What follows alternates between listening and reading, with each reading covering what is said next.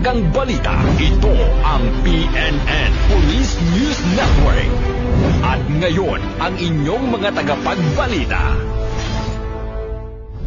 Magandang araw, Bagong Pilipinas. Ako ang inyong tagapagbalita, tagataguyod ng Balitang Pulis, NUP Aster May Katulong mula sa Directorate for Education and Training. Maghahatid sa inyo ng tamang balita, kwento ng pulis at serbisyo para sa mamamayan. At ito ang PNP News Online, ang pangunahing balita ng Police News Network, alagad ng batas, tagataguyod ng Balitang Pulis.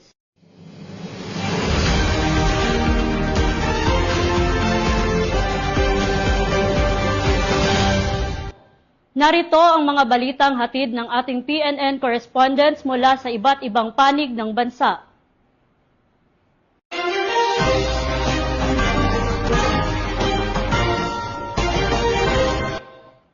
Sa ating unang balita, tinatayang mahigit 8 milyong pisong halaga ng smuggled na sigarilyo ang nakumpiska sa isinagawang Joint Maritime Operation sa Palawan ayon sa mga otoridad.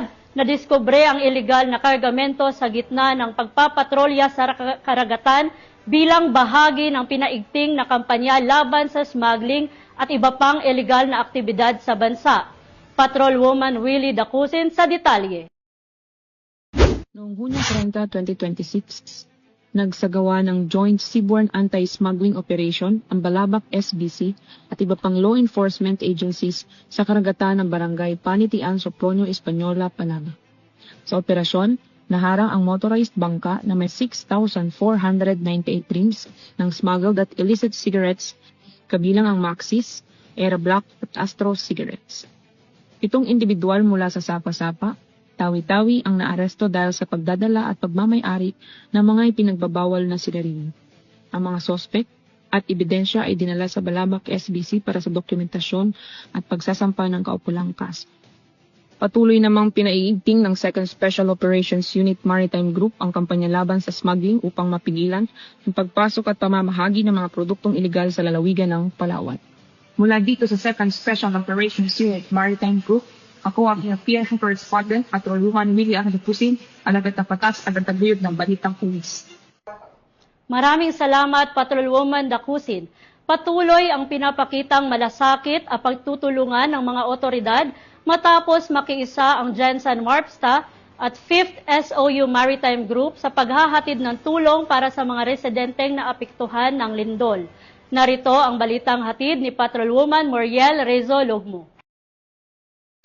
Patuloy ang sinasagawang relief operations para sa mga residenteng naapektuhan ng nagdaang lindol sa Mindanao. Ang Regional Maritime Unit 12 sa pamumuno ni Police Colonel Ervin Gladue Provido at ang Jensen Maritime Police Station sa pangunguna ni Police Captain Ernesto A. Rabanera Jr., Station Chief, katuwang ang mga tauhan ng 5th Special Operations Unit ang naging bahagi ng paghahatid ng tulong ng Ashraf Full Aid Humanitarian Organization. Noong 29, taong kasalukuyan, ang mga relief goods ay inihanda at ikinarga para sa agarang transportasyon patungong Glan, Sarangani Province upang maipamahagi sa mga residenteng naapektuhan ng kamakailang kalamidad. Napag-alaman na ilan lamang ito sa naging partisipasyon ng Jensen Marpsta at 5th Special Operations Unit para sa paghahatid ng agarang tulong sa mga biktima ng kalamidad sa rehiyon. Muli, pinatunayan ang pagtutulungan ng Philippine National Police at ng Ashraf Full Aid Humanitarian Organization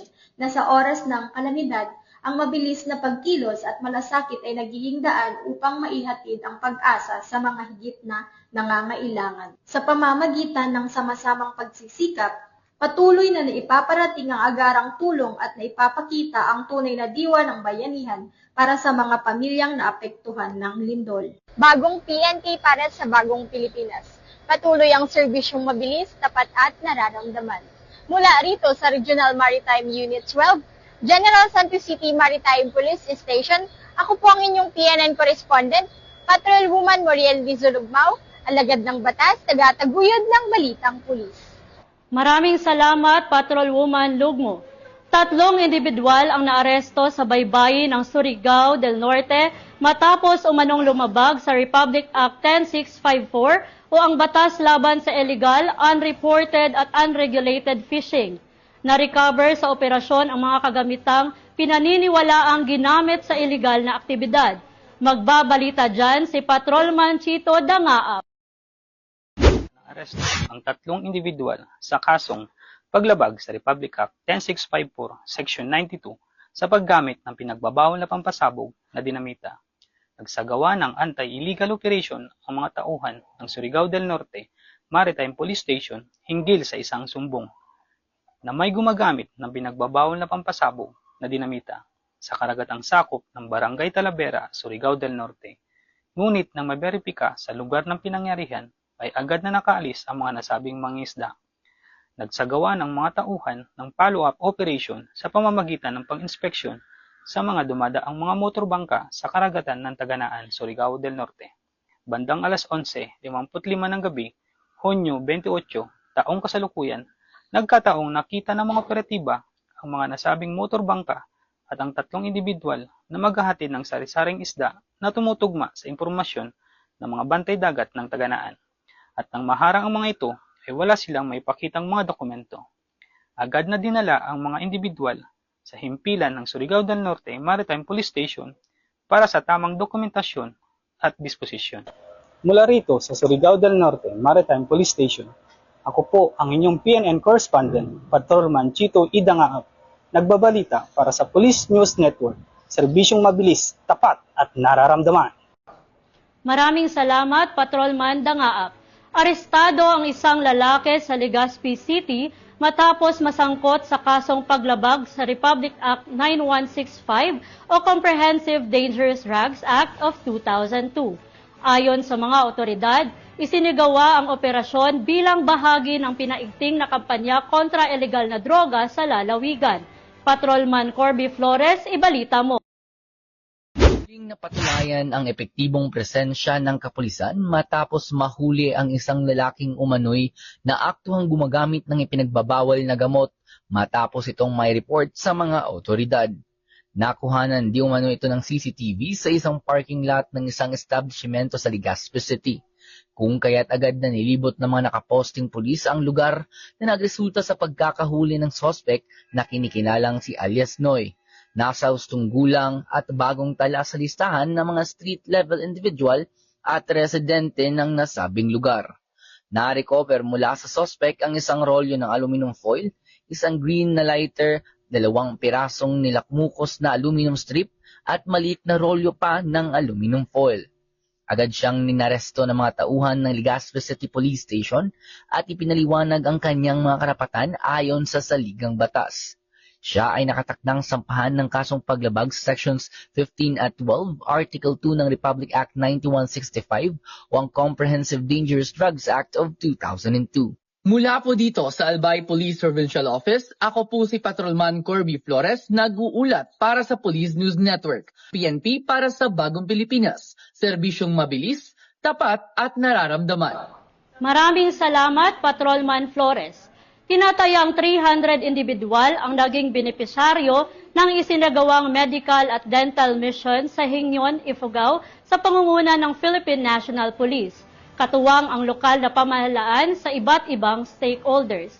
Layunin na nasabing aktibidad na maihatid ang agarang serbisyong medikal at dental sa mga residente, lalo na sa mga malalayong komunidad na may limitadong akses sa health services. Narito ang magandang balita mula kay Patrolwoman Grace Bulangin.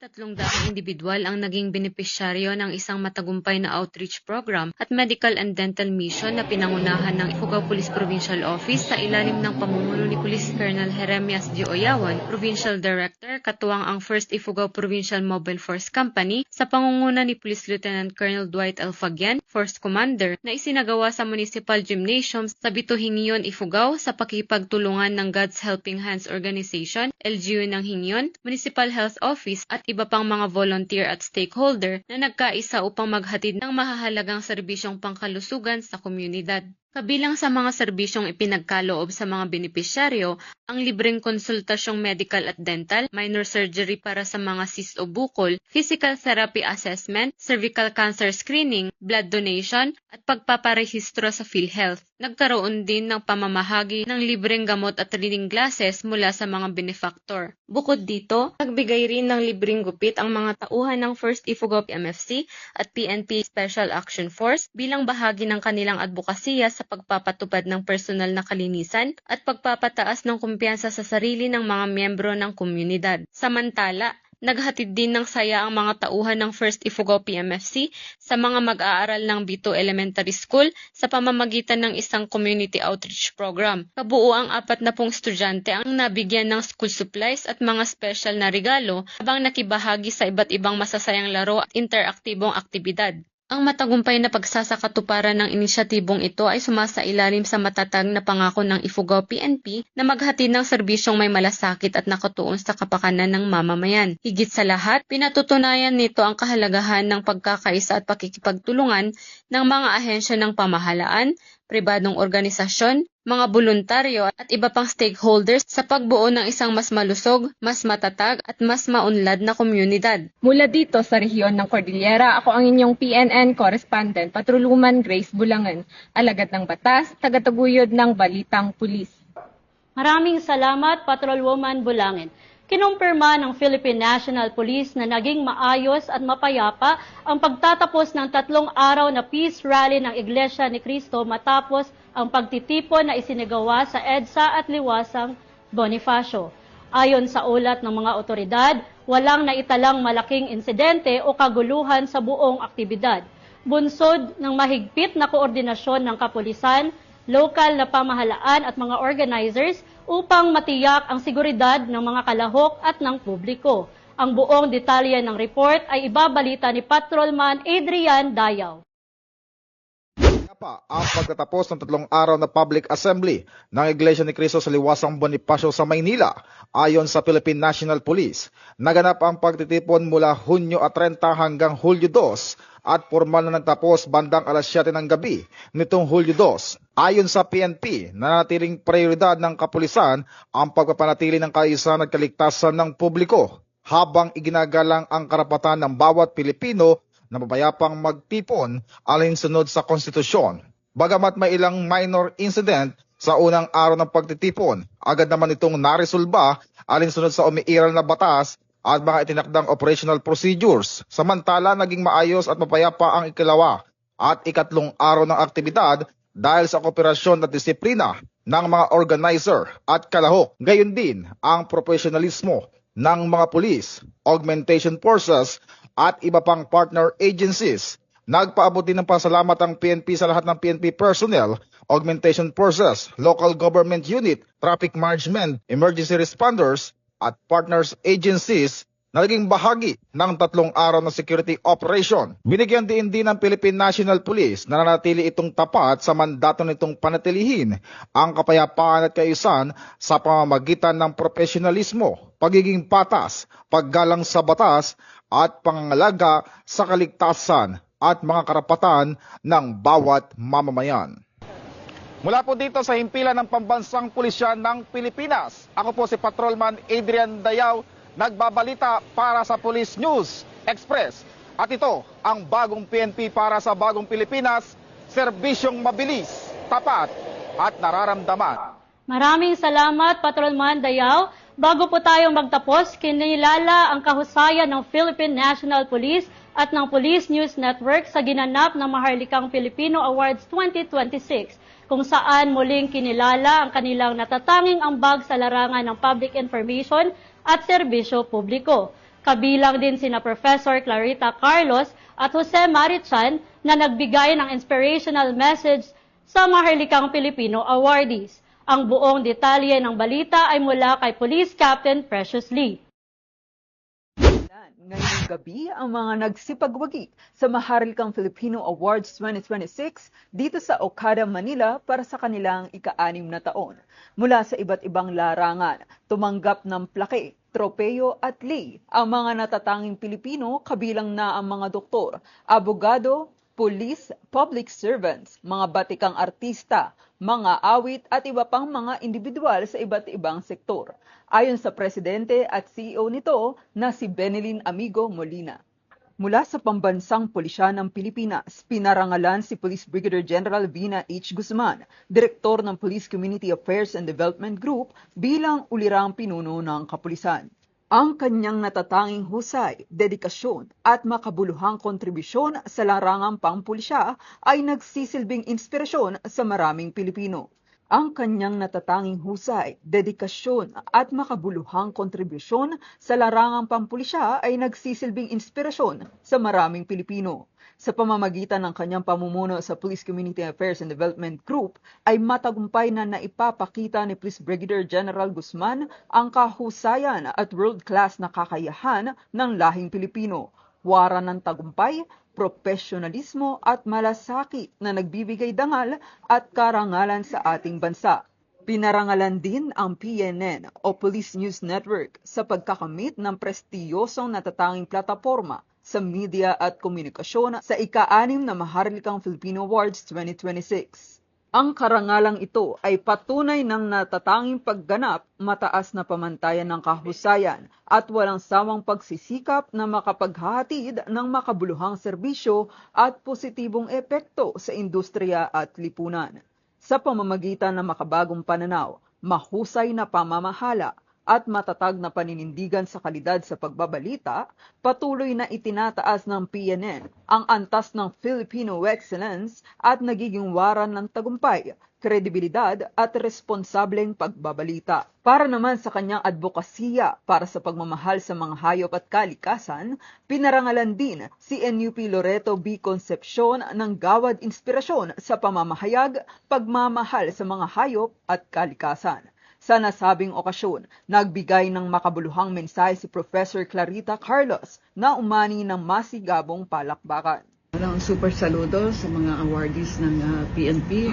I understand there is a Lady General among the awardees there and I like that. So saludo sa inyong lahat and soar higher PNP. I'm sure alam natin ang kaguluhang nangyayari ngayon dyan sa EDSA. Sana ay kumalma tayo dahil ang pagbabago ay hindi po pwedeng gawin sa kalye. Hello there, this is Jose Marie Chan sending my warmest, sincerest congratulations to the Police News Network. Mabuhay kayo! Matagumpay na natapos ang gabi ng parangal ng Maharlikang Filipino Awards 2026 at inaasahan ng pamunuan nito ang patuloy na pagnonominate ng mga kababayan nating Filipino para sa kanilang susunod na edisyon para sa Most Deserving Filipinos.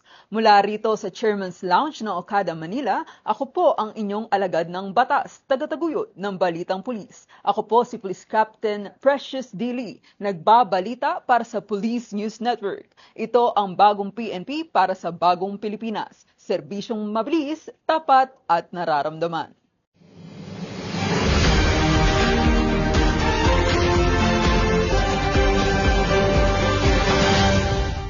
At yan ang mga balitang nakalap ng ating PNN correspondents mula Luzon, Visayas at Mindanao. At para sa mas malawak at mabilis na ulat ng mga balita, huwag kalimutang mag-like, follow and share sa aming official social media accounts ng Police News Network, YouTube channel, X o Twitter account para sa mga live stream at replays at mga real-time updates, manatiling mapagmatsyag at laging alamin ang totoo. Sa ngalan ng pamunuan ng Philippine National Police, sa pangunguna ni Chief PNP Police General Jose Melencio Nartates Jr. at sa pamumuno ni President Ferdinand Bongbong Marcos Jr., kami ay maglilingkod sa bawat Pilipino at magbibigay ng tama at balansing balita. Mula rito sa tanggapan ng tagapag-ugnay ng Pambansang Pulisya, ako ang inyong tagapagbalita, tagataguyod ng Balitang Pulis, NUP Aster May Katulong mula sa Directorate for Education and Training, naghahatid ng tamang balita, kwento ng pulis at serbisyo para sa mamamayan at ito ang PNP News Online. Ang pangunahing balita ng Police News Network at ito ang bagong PNP para sa bagong Pilipinas, serbisyong mabilis, tapat at nararamdaman.